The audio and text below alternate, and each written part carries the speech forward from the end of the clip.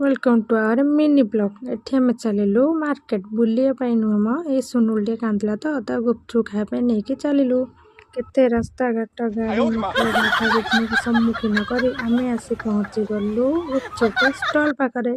जेहेतु आम टिके जल्दी पळै आस्थिलु तो गुपचुप मसला प्रिपरेशन होई नथला सेति आमको सेठी किछि समय वेट करबा को पड़िला।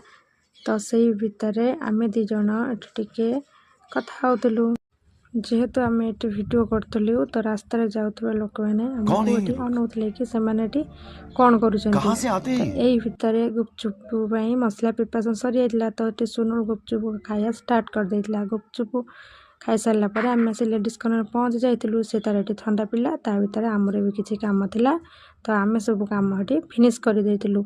तो सब काम सारी आमे जाई पहुंच जाइतलु रूम रे।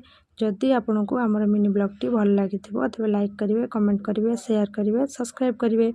देखो सुनुल केमती ये आपण मानक तो बाय बाय करची तो रहिलु। जय जगन्नाथ।